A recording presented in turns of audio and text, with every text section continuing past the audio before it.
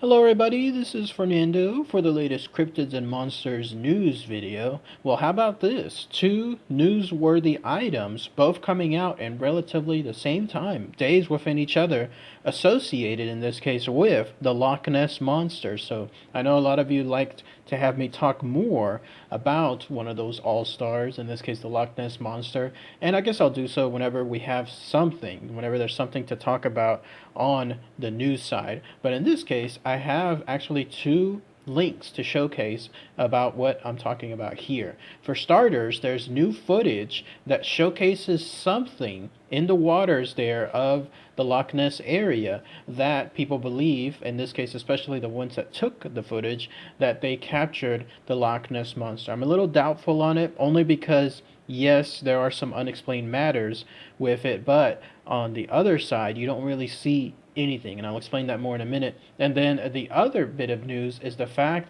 that coming up real soon, I think actually next month, there's going to be a very interesting, in this case, hunt. Yet another adventure or hunt to try to find out the existence of the Loch Ness Monster, but not in this case with, let's say, video footage or something else along the lines of sonar. No, in this case, it'll be DNA footage. So in this case, DNA sampling. And I'll explain more on that too right after this. So first bit of news with regards to brand new footage. So here's what happened. There was a little girl with her grandmother. The little girl's name was Laria. The grandmother's name was Marie.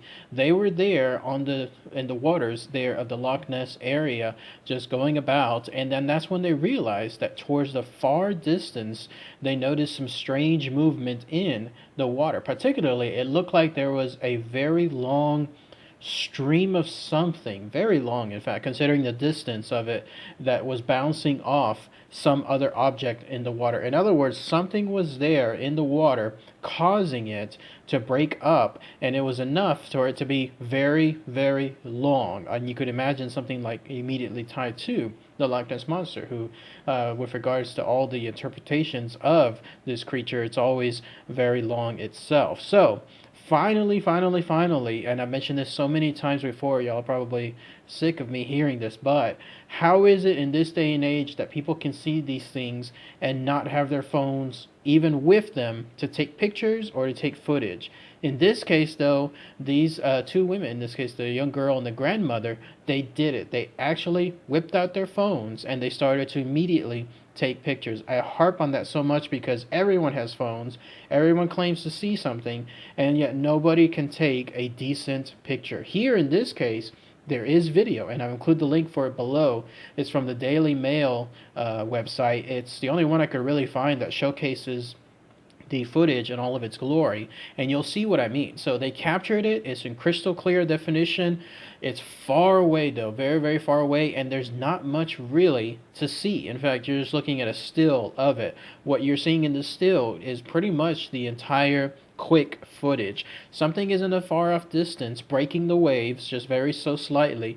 It's very long, it's very elongated. Unfortunately, there's nothing in terms of, let's say, something going over the water, like the telltale sign of the Loch Ness Monster, either the head or maybe the part of its neck or maybe part of its back, a flipper, nothing. Instead, all you see is one long something that's actually breaking apart the water. And it's not like these are just the waves that are just naturally there, because clearly in this photo you can see that there's plenty of very, very small waves. This one though is a much larger one, so it does make you question what that is. I was mentioning earlier, not enough proof to outright say it is the Loch Ness Monster, but not enough proof to actually dispel it at the same time. But here's their explanation. The way they said it was, they were there on the rocks just sitting around that area for a few minutes and then talking, just taking pictures of the surrounding area. In fact, it's not like, it seems like they were there just out of the blue, maybe just to try to find out something. I mean, I'm just to have fun rather than, let's say, try to find out something related to the Loch Ness Monster. But then one of them saw this thing, this stuff, like this bouncing of light flickering in the water that caught their attention, and then that's when they saw whatever it was creating these waves. What stood out most, of course, was the fact that there was no other boats, so that could easily be 100% ruled out. There's no boats there. You can see that in the footage. And there's nobody else there. Like, it's not like somebody was, I don't know, surfing there, or somebody was swimming across, creating it. No, it looks like it's just something else completely different. But according to their quote, they said it was weird, real strange. I can explain it. So the only thing I think of is that they saw the Loch Ness Monster itself. So very interesting stuff. I wonder again exactly what was captured, and if so, if this could actually be footage of the Loch Ness Monster. Who knows? It may be itself. It's up to you to decide. Now, the other beat of news is this. So next month, I believe in June, if I'm not mistaken, there's going to be a team from a university, in this case the University of Otago, somewhere there in New Zealand. They are going to go to that very same area towards the Loch Ness waters, Loch Ness Lake, and then around there, they're going to do this. It's called eDNA sampling. Never heard of that before, but when I read the information, I'll include the link for it below, then you'll see how it kind of makes sense. So in the real world, right now, eDNA can be used to try to find the existence of animals around certain bodies of water. So, for example, it'll use this machine, which you're looking at here. Pretty interesting, this machine. It looks like a orange torpedo for all intents and purposes, but no, it's called the Munin, which is considered an intelligent marine robot. And all it does is it helps gather tiny DNA fragments, in this case from whatever is in the water, either skin, scales, feathers, fur, and yes, even in this case feces and also urine, all to help identify that yes, there is a certain animal here in this body of water. I guess they use it maybe to try to find out, like, if there's a certain fish, or if there's a certain shark, or if there's a certain whale.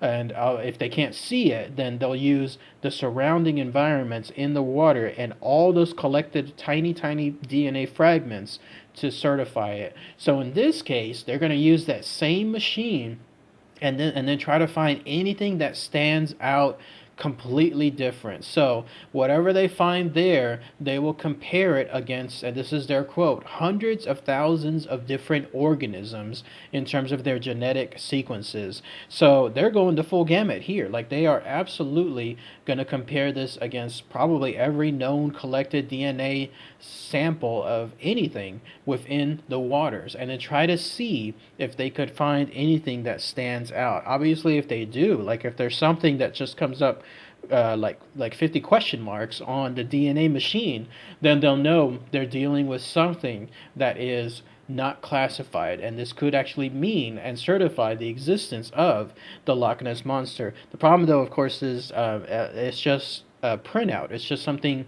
on a computer screen, a DNA sample stating something. It's not necessarily footage. It's not necessarily like video or photo, like I was just mentioning with the little girl and the grandma. But this could be the closest scientific approach. I found that very interesting when I was reading the info, because this is yet another fascinating way to try to tangle the existence of this Loch Ness Monster. Obviously, there have been so many other expeditions already in the past. I think the most recent one was about 2 years ago when it comes to trying to find this creature. And there was one even more bigger a couple of years before that by the BBC, where they used even satellite pictures. They used sonar, 600 sonar beams to try to find this creature, but no, they couldn't. So when all that has failed, all physical footage, whether it's eyewitness or whether it's video, sonar, satellite, whatever's the case, now they're going to try to find it through DNA. So who knows? That may just work. It's fascinating to me. I hope it's fascinating to you, because in this case, they may absolutely find the existence of the Loch Ness Monster through DNA sampling, almost like straight out of science fiction. I'm going to follow up on this, and I'll give you guys an update later on as well. Once they've have all this collected, who knows how long it'll take to collect, let alone analyze.